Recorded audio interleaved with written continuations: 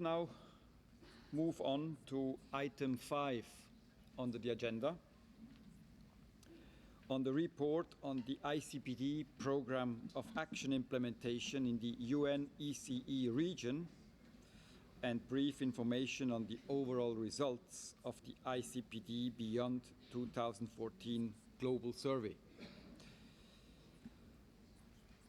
The majority of the UNECE member states responded to the request of the UN Population Fund based on the General Assembly Resolution 65/234 and submitted the ICPD Beyond 2014 Global Survey questionnaires on the implementation of the Programme of Action in their countries. Based on the outcomes of this survey, a UNECE regional report was prepared. The draft of the regional report was shared with the member states on 11 June for information and verification of the country-related data in it. Today, the UNECE Secretariat and the UNFPA Regional Office for Eastern Europe and Central Asia are ready to launch the report.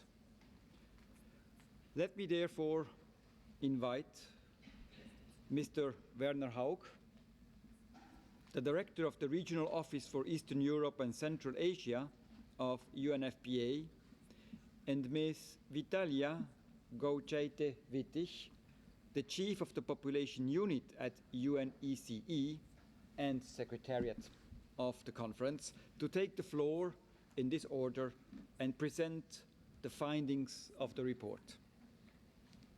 You have the floor, Mr. Haug. Thank you very much, Mr. Chair. Before I go into the presentation, I would like to show a very short 2-minute video which was in fact produced during the expert meeting in preparation of this conference.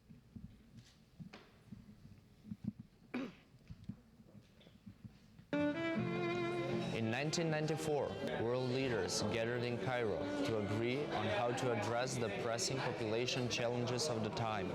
They reached consensus that population is not about numbers, but about people.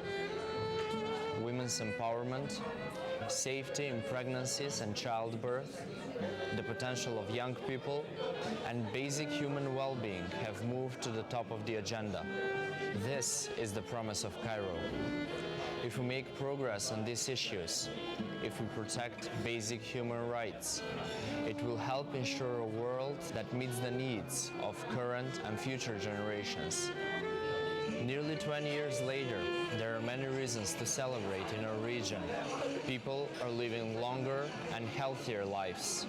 Men and women are more equal before the law than ever before. And they have more choices when making decisions on when to have children and how many. Young people have become powerful, interconnected agents of change. But not everyone has benefited from these changes the same way. The gap between the rich and the poor is widening in many countries, leaving millions of people in poverty. Many young people are frustrated by the lack of job opportunities. Many elderly feel excluded and struggle to make a living.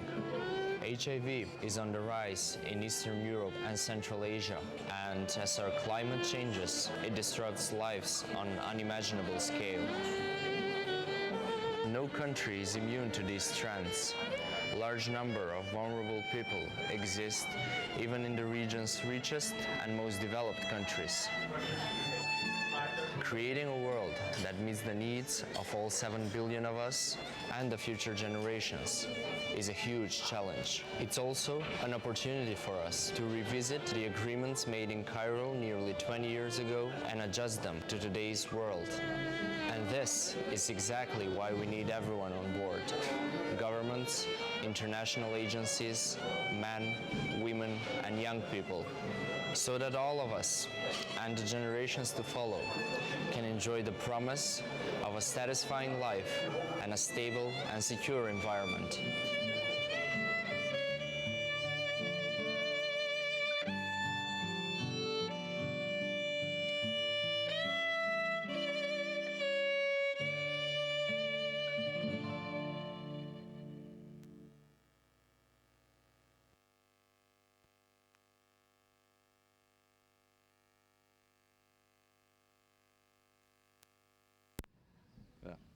In fact, this short video is an excellent summary of the findings of our review. And if I can have the slides, I will now go into a little bit more technical aspects again. I don't have to repeat anymore, where we are, just to remind us that the review process is conducted in each region of the world. We are doing it here together with ECE, but this will then come together in the Commission on Population and Development and in the Special General Assembly session in 2014 to draw a broader picture. We will have a presentation of the first preliminary global survey results just after this presentation. The regional process, as you have now already understood or heard, included several aspects, not only the global survey, but also academic research with a special focus, in fact, on policy impacts, looking at which policy really works, and also with a focus on the future by using future scenarios and really looking into the future of the region, and then broad consultations, culminating in this regional conference. I will briefly recall some of the trends. They were already mentioned, but the analysis, which is in the first part of the EC report, is really building on statistical evidence and on scientific findings. We heard already that this region is really large. It goes, geographically speaking, in fact, from the Pacific to the borders of China, and it includes 56 states, 18% of the world population, but much, much more in terms of economic power. It includes economic powerhouses, but also two developing countries and many middle-income countries. And we have also to acknowledge that since, in fact, today, with the accession of Croatia to the European Union, exactly 50% of these states are members of the European Union, and European Union also legislation and policy decisions have an important, very important impact on this region. But despite all these diversities, we can read a very consistent regional story in the last 20 years. We have a trend going really from population growth to population aging, from population numbers to investment in people and human capital. We face an increasing complexity of migration, which has a lot of impact on population dynamics in receiving and in sending countries, and we observe rapidly changing gender roles and family structures. When you look from the individual perspective, and this is again, averages, and we have to recognize that there's a lot of diversity between countries and regions. But from the individual perspective, we can see that people live longer, but they don't only live longer, they also live healthier in older age. They are better educated, and particularly women. What we now see in the region is even emerging challenges for boys and men in education. Women have fewer children, and they have them much later in life. Families are living in much more different settings. People have higher incomes, and they are much more mobile. And it's in fact these trends, which led to the macro trends, are behind the macro trends of slowing population growth, in some countries even negative population growth. We still have, particularly in Southeastern Europe and Central Asia, countries that are rapidly growing, but the overall picture is a slowing population growth. Inevitably, if you have declining and low fertility and increasing life expectancy, societies are aging. This is a natural process which cannot be stopped. And we also see as increasing diversity of societies, which is creating different challenges due to migration, but also due to social change. Now, there are often, these trends can raise fears. So the question really comes, are these fears founded? And what our review, but also the consultations really show is that when you look at the evidence, societies can prosper very well with slow or even negative population growth. There is no linkage between the prosperity of a society, a direct linkage between the prosperity of the society and population growth. And aging does not need to be a threat if societies and governments anticipate it and prepare for it, which means they have to adapt institutions and systems, and they have to continue and even increase investment in populations' education, health, employment, and participation opportunities. But that said, there are clearly remaining challenges and barriers in the region. I would just like to highlight a few. It was already said that we observe huge differences in mortality and morbidity, particularly between the East and the West. And I would just like to show one slide. This is life expectancy at birth, and the orange curve shows the increase in the whole region from approximately 69 to 74 between 1990 and 2010. The blue line is what happened in Eastern Europe, and what you see is that life expectancy decreased for 10 years almost, and then started to increase again. But the difference today between the situation in 1990 is much bigger. We have now 10 years difference, and in some regions of Europe, the difference between life expectancy of men is almost 20 years compared to the leading countries. And I think these trends are unacceptable. We have also another change relates to non-communicable diseases, which are responsible for much of the differences which we just have shown, and also lifestyle-related diseases. We also see an emergence, for instance, of cervical cancer as one of the leading causes of death for women. Maternal mortality has made a lot of progress, with the exception of a few countries, but cervical cancer, which is also almost entirely preventable, has emerged really as a major issue, just to give one example.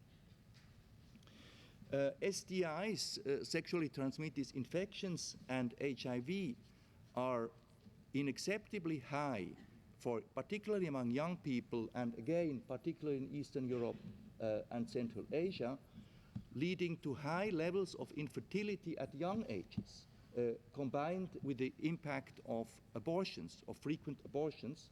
And this again leads to increased recurrence to assisted reproduction, which is in fact would need not be necessary and consume a lot of investments of the health systems. And finally, there are still a lot of barriers in access to SRH services, and including modern contraceptives. And I would like to show you just a second slide, which is in fact quite striking. Here you see contraceptive prevalence of modern contraceptives in a couple of countries. The highest, bar is the United Kingdom, with about almost 85% women using modern contraceptives, followed by the United States. Then we have the Russian Federation, a little bit more than 50%. Then it goes down, Romania, Armenia, Serbia, Albania. And you have levels of modern contraceptives which are not only like in developing countries, but some least developed countries here in this region. This is related also still, to the access of abortion. It's one explanation. Although abortion rates have declined very rapidly across the region, in some countries access to abortion is still the way to prevent, unwanted pregnancies. And I think this is really also an unacceptable situation. When we look a little bit at the broader social and economic context, youth unemployment, it has been said, has become really high on the political agenda, and we have some countries in this region where youth unemployment reaches over 50%. I mean, which means that, and this word is being used now, that we might face, some say, a lost generation. Gender equality, and this can be observed through many indicators, is still a promise in many ways, and violence against women and girls is persisting across the region. Many surveys show this, although governments have been alerted to the issue and there is an increasing consciousness about the gravity of the situation. I talked briefly about the new family settings and partnerships arrangements, and many of them are not sufficiently recognized or not recognized at all, often in law, which creates discrimination and inequalities and a lot of hardship for women and men living in these family settings. And finally, I mentioned the increasing income, but across the region of household income, but we also see, and this has become much more clear since the financial and economic crisis, that economic inequalities, be it through wage access to opportunities, employment opportunities, and also capital incomes, has risen again, and in some countries it's really a major handicap to equitable development.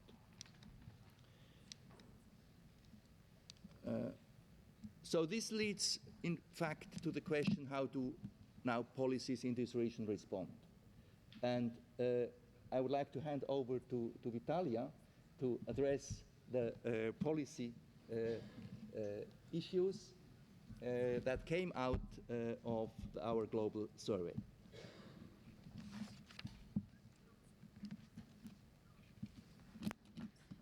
Thank you, Werner. You passed me rather an impossible task in the remaining 15 minutes to summarize the findings of the survey that was based on 80+ pages questionnaire, covering all sections of ICPD and across 45 countries at least that submitted to us the report.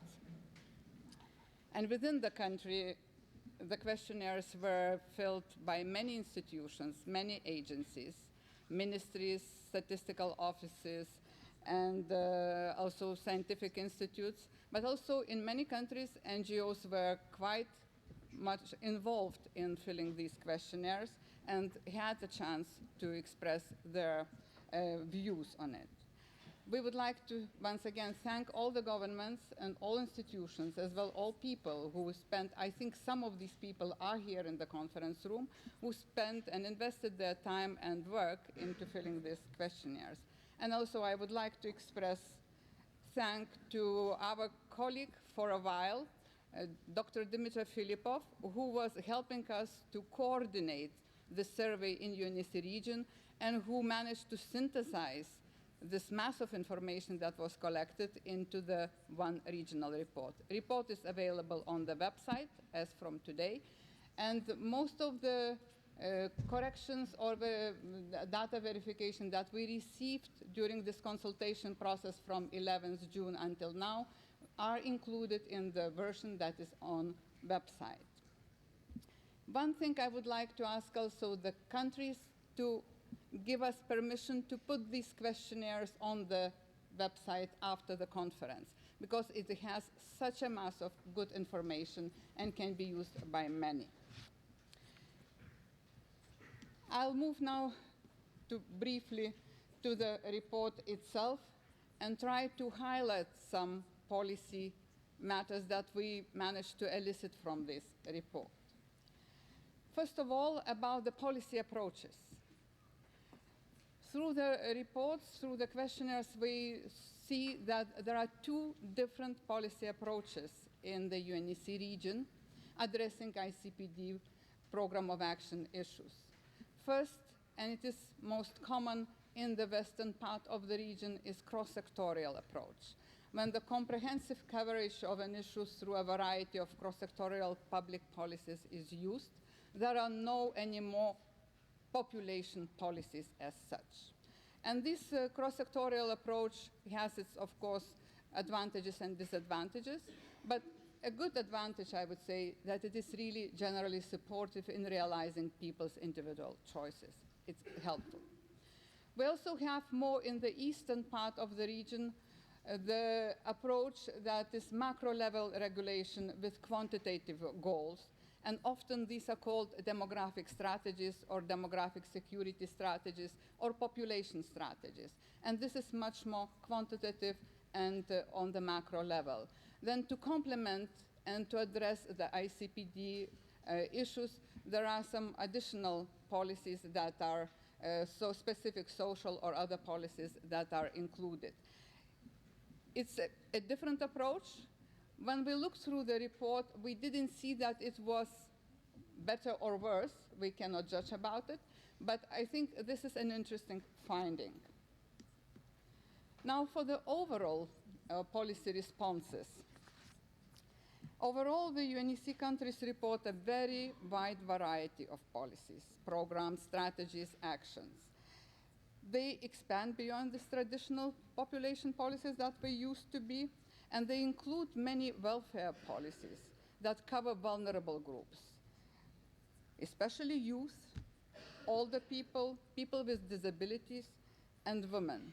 There are some also that address the marginalized group, but they are not, they usually included in overall.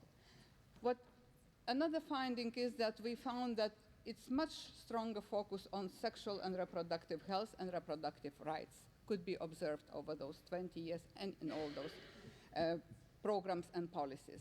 And I would like to mention here that most of these programs and policies, they were updated or conceived in the last 5 years. So they are not, let's say, that were introduced in 1994, 1995, or up to 2000, and they are there. No, they are continuously updated, and they try to catch up with the societal changes. But still, we see that attention to the needs of human rights and vulnerable groups has to be, it is embedded, but it's not implemented to the best. Of course, there are challenges, and you see I mentioned here 3 challenges, but there are many more. Translating policies into actions supported by budget allocations is one of the biggest challenges. Also reaching out to individuals per se and the marginalized groups, but also monitoring and evaluation of the policy implementation. It is a very difficult thing, and difficult from both approaches, when you have cross-sectional approach, but also when you have the macro-level approach. Countries were asked also to identify to us what facilitates implementation of ICPD Programme of Action and what limits their possibilities. And there are no surprises here. I think very good news is that the main facilitating factor is effective partnership with all stakeholders, and in particular involvement of civil society. Over those 20 years, civil society organizations, in particular NGOs, are very, very vocal, and they have much more say, and they are very good in the awareness raising, but also in other areas. On the barrier side, most answers are concerned probably with the more recent issues. This is the consequences of the financial and economic crisis. And actually, most barriers are economic type of barriers that are mentioned. Budget constraints, existing economic political environment, but also not the last, it's some complexity of legislation and certain bureaucracy in some areas. I will look briefly, I cannot speak about everything, but I will look briefly at some transformations that Werner mentioned before. And first, from population growth to population aging. And here it's our focus to the aging, focus to the older people. In this slide, I tried to pick up the priorities that they were priorities in the last 10, 15 years, but they also remain priorities on the country lists, and also issues of concern, that they are getting more and more of concern for the countries while they try to implement some policies. So among of the priorities and most often mentioned that were addressed but also remain is provision and quality of social services, including long-term care. Also, pension reforms is a very strong aspect. Dignity and independent living, adapted healthcare services, participation in community life, but also in the working life, and lifelong learning. Actually, countries reported 145 policies, programs, and strategies. Minimum 3 per country exist that address issues of older people. Neglect, abuse, and violence against older people is also one of the main issues of concern for the countries, and also creating employment opportunities. From population numbers to investing in people, the second transformation, especially policy-wise. And here, youth is our priority. Youth is our priority, investing in education. Important element is investing in all types of education, not only informal, but also in informal education. And here also the curricula matters. Environmental education, civic education, life skills education, sexual reproductive health and sexuality comprehensive education. That is, in some countries is addressed, but in a number of countries is still behind the needs. Improving health of the young people. We invest in young people in their health. We invest in our future. So access to quality health care and access to the youth-friendly health care is very important. Youth-friendly sexual reproductive health care. And combating violence and exploitation is an element that many countries mentioned as a priority. As issues of concern is reaching out to those who are at the edge of the social exclusion, to the marginalized groups, on the emerging minorities. And another thing is matching the labor market needs with education, with vocational training, with lifelong learning. In the globalized world, we have much more choices, and youth has even more choices than I did have before. But they also are a little bit confused sometimes what to choose and how to find the ways into good career, into the work that they would like to do, what to study. So their governments can help if this matching is done in the right way. Poverty and unemployment for the youth is one of the strongest issues, I would say. And we heard already several people said today that this lasting effects of this economic and financial crisis that put about 50% of young people in the southern part of our region out of work, they cannot move from education into the labor market. They will be scarred for long, and it will have its repercussions, and governments have to be ready to address this. Another transformation is changing gender roles and family structures. I'll start with families, and rather quickly. The 3 major pillars of family policies that are prevalent in our region, financial benefits, parental leave, and child care, they were priorities and they remain priorities according to the countries. Yet they are insufficient to resolve family problems, and especially to resolve the issue of the work and life balance.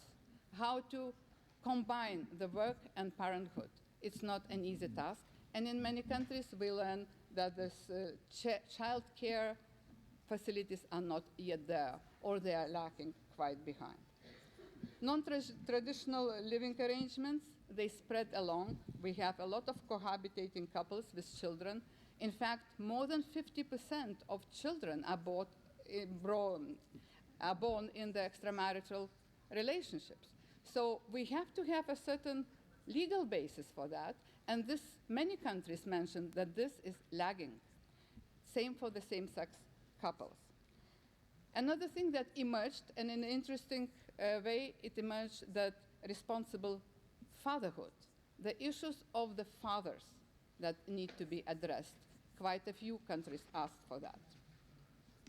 When we come to the gender equality, among the priorities, there is all the list we heard already today from the Madam President, from other speakers, that women's participation in the formal and informal economy, representation in political processes and decision-making, also addressing gender stereotypes is very important.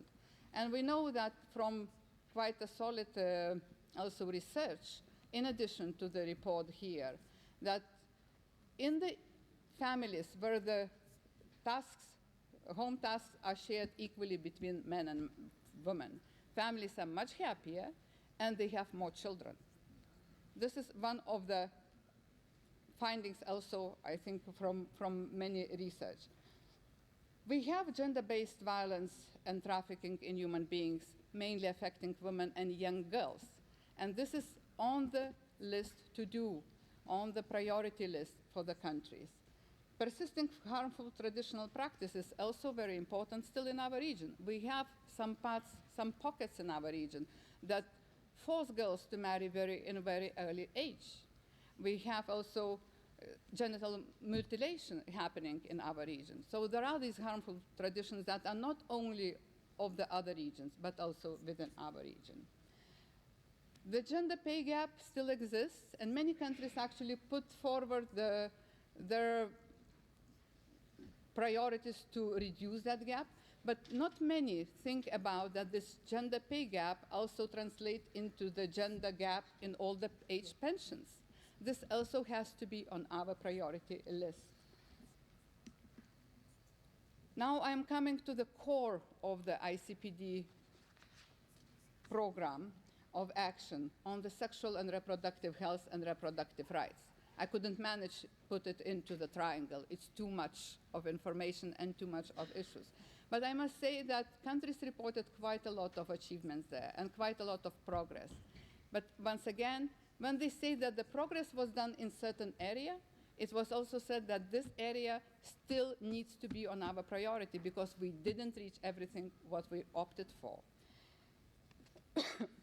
The core, let's say, summarizing in one of the achievements, I would say that over the last years, autonomy over personal reproductive choices became increasingly supported by the policies, practically in all countries that reported to us. And the scope of the services enlarged and the broader population groups were reached by now.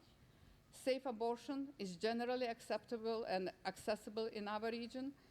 We have in a few countries where it is only legal for rigorously defined medical reasons. But these things also are under revision. We have the recent Human Rights Court decisions, and they are taken into account in countries when they face these type of things. Access to HIV and STI prevention, it really improved. There are many policies that try to cope with it. We have voluntary and confidential HIV testing practically in all countries by now. However, we know that HIV is on the rise and incidents are more and more frequent in the Eastern Europe and among young people. Challenges and issues to be addressed. Again, I picked up just a few out of what was mentioned in the report, and you can look in the report. It is quite a big list. One thing, access to the sexual and reproductive health to persons with disabilities was high on the list among countries, to older persons as well, and to migrants, marginalized groups, and the poor. We heard what Werner said. Poor not always have this access to the quality services, and countries realize it. Another element is access of adolescents and youth to the comprehensive information and comprehensive education, which is still not there in many countries and needs to be improved. Countries realize that. They mention themselves in the report, in the questionnaires. Quality of sexual reproductive health services and capacity to respond to the needs of people. Operative breast and cervical cancer screening programs, they are in many countries available, but how they operate is not always in the most effective way. They not always reach all women that are in the rural areas, in the remote areas, or that are poor or in the marginalized group, they don't even know about existence of this. And if we don't go and don't reach them, they will not be able to profit from these possibilities. So questionnaires provided a lot of information on policies, programs. We could elicit a number of good practice examples in various areas, but the information that was provided to us did not allow us to assess the effectiveness of the policies. This assessment of effectiveness of the policies, I think, can be judged in a way through the trends and tendencies that we heard in the beginning, or we will talk during this conference. And also, I think your deliberations will help to assess this effectiveness of the policies. For conclusion, I would like to say 6 points that came also through the countries, that priorities and policy recommendations need to be updated. They cannot be stagnant. In the light of changing societal concerns and emerging issues in population dynamics. That this lasting impact of the recent economic and financial crisis has to be taken into account when preparing new policy points. And also, policies should help people by alleviating barriers that hinder them from enabling their personal choices in life. One achievement that we have to build on is the new governance structure. We have to involve NGOs, civil society, and also active participation of our citizens. Design and policy scope and application requires sound evidence that should be provided by relevant data and rigorous research. Let's support this research. Let's support our research institutions. And many of the ICPD Programme of Action goals, especially related to the sustainable development, environment, economic development, migration, they can only be achieved with strong regional coordination and agreement about the way forward. And countries realize that. And I say we see this expression here. Countries are here. So for way forward, it's your 2 days deliberations. Let me conclude on that. Thank you.